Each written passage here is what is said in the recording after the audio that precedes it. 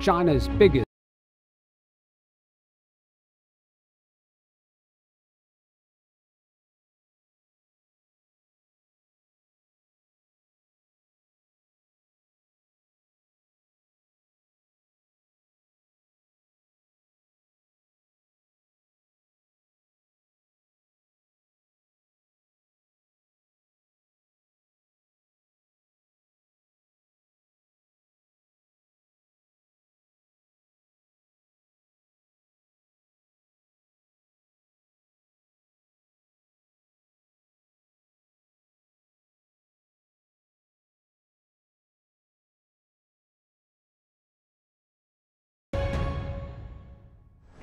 You're now watching Global Watch on CGTN. CGTN's digital team is joining us for our special coverage of the two sessions. We are breaking down the wall between the TV studio and our social media newsroom. Whether you are with us on this channel or on the CGTN app on your mobile devices, you will be able to have a 360-degree coverage of the events, indeed. I'm now joined by CGTN's new media editor, Marco Shan, and also my colleague Yang Zhao here in the studio. We'll start with you, Marco. What do you have in store for us today?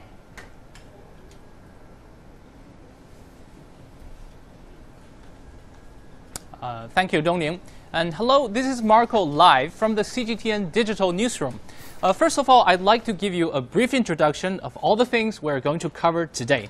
So from our reporters at the People's Congress Hall this morning, we have Jingjing and Jingnan. They interviewed some deputies who share some of their feelings about the government work report made by the Chinese Premier Li Keqiang yesterday. And you probably wouldn't want to miss the Tale of Two Openings, a reporter diary by our British political reporter John. John will give us his experiences on attending the opening ceremony for both the NPC and CPPCC. And on social media, we are also following up on comments and reactions on the government work report. People are especially concerned about this year's economy and what the government would do to create a better environment for small businesses and enterprises. And last but not least, we will be continuing our special series, Ask China and Boss Talk. So do check out CGTN website's special page about this year's two sessions special coverage. So now I'm going to give it back to Yang Zhao, who will give us a brief introduction of what's going on in the TV studio. So back to you, Yang Zhao. Well, thank you very much, Marco. Very informative. Today in our studio, we also have a full schedule for live coverage from the conference rooms in downtown Beijing. NDRC met the press this morning and officials detailed how they plan to carry out what the Premier called high-quality development of the nation. If you missed that, you can access CGTN's website and mobile app to check it out. Also, experts on Chinese affairs will be invited to the studio to share their insights on this issue throughout the day. So stay tuned for our programs, The World Today, China 24, and Biz Asia. In the afternoon, we will have live coverage of a media briefing by CPPCC members. They will be discussing how to improve China's business environment. My colleagues Wang Hui and Yuchechi Okuranko, a former business reporter with Bloomberg, will be standing by in the conference room. Yuchechi has mentioned she is particularly interested in the investment of Chinese private companies in Africa. How would local communities there benefit from their operations, and what support would the Chinese companies need in return? These are questions she plans to raise at the conference to see if she is lucky enough to get picked.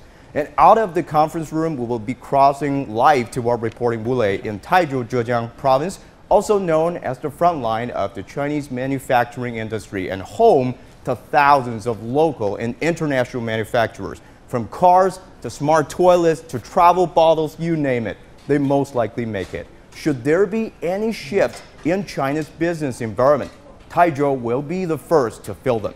Now back to you, Dongning. Very excited. It sounds, well, a lot to anticipate in our coverage on the two sessions indeed. And back to Marco, let's talk something more about the highlight stories you've been gathering online. I know you've been busy doing that. What story you want to share with us today?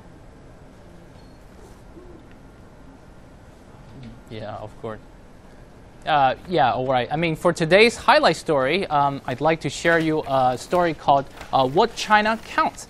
So the story brings up several questions. Do you know how many government reports were published since the country was founded? do you know which word is the most frequently mentioned in the report? So in this video, we compiled a word cloud featuring some of the most frequently mentioned words in the government work report since 1954. And it certainly has some interesting findings. So in the 51 government reports that have been released, the most frequently mentioned word is development, so which has been mentioned a total of 5,410 times. So watch the video if you are interested in looking at the other words. So back to you, Yang Zhao, for more in the studio. Well, thanks, Marco. Our editing team has also picked up some interesting comments and issues in the past 24 hours on our TV programs. Now, every year, Premier Li's government work report draw a lot of attention to the Chinese economy. For example, what is the best strategy to sustaining a healthy economy with the least amount of cited facts? My colleague Tian Wei had an exclusive interview with Professor Bai Chongwen, a CPPCC member who is the Dean of Tsinghua University's School of Economics and Management. He said 2019 is a crucial year for China to carry out a structural reform, and that it will require not only domestic policies, but also international support. Professor Bai said it's very important for China to hear the concerns of their trading partners and to distinguish real concerns from the fake ones.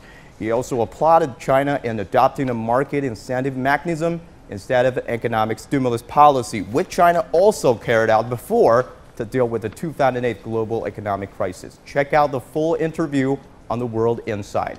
And for other issues facing China's economy, we present our special report, CGTN Observed. Will China have a debt crisis? Our B's anchor Michael Wang says no. His major evidence includes Chinese debt being held domestically and mostly by the Chinese government and state-owned companies, enabling policymakers flexibility to manage credit. He also points to the significant decrease in shadow banking credit due to tighter regulation. For more, stick around to hear from Michael Wang. Back to you, Dongning.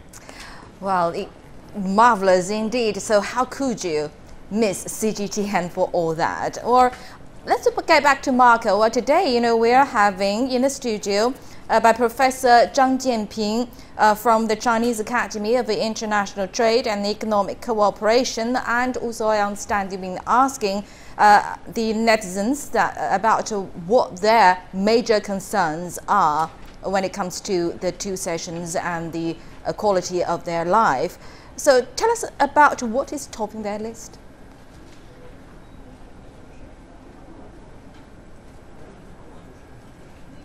Thank you, Dongning. And for the question I've been gathering from here, so the first one I would like to ask Mr. Zhang is that since development is the most frequently mentioned word in the Chinese government work report over the years, so what do you think are the development does China need? Which kind of development does China need at this moment? So, Professor Zhang, what kind of development does China need at the moment? It's a quite big question. What's your answers to that? Oh, yeah. Just before you mentioned in the past, decades, development, this word has been mentioned so many times. You know that in China we have a long time saying that is development is absolute principle. This sentence from the designer of reform and opening up, Mr. Deng Xiaoping, several years ago, and you know that only by development and you may find some of practical and possible solutions for social issues, economic issues, and environmental issues, something like that. In the past decades, actually, China have very successful story of development, and then today we can become a middle income country and the second biggest economy in the world.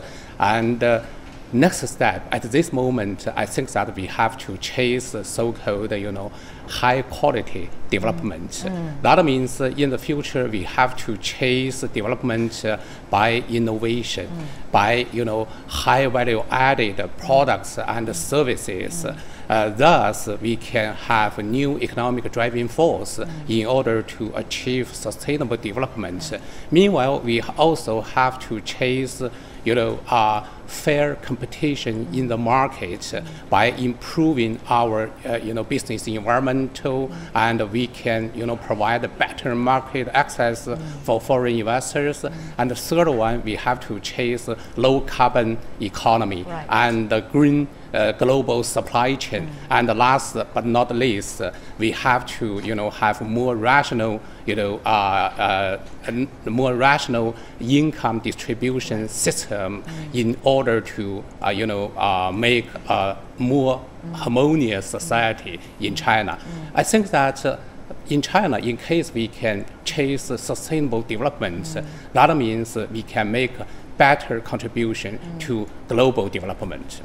Of course, apart from the achievements, we're also having a lot of challenges that we need to cope with, which needs a lot of collective efforts by the Chinese people and the government, of course. Well, thank you very much for the very concrete answers to such a big question of what kind of development that China is really needing at the moment. So, Marco, please pass this answer from Professor Zhang to our audience online who asked that. And today so Marco, what else? I know you have the second question from online as well. So what's that?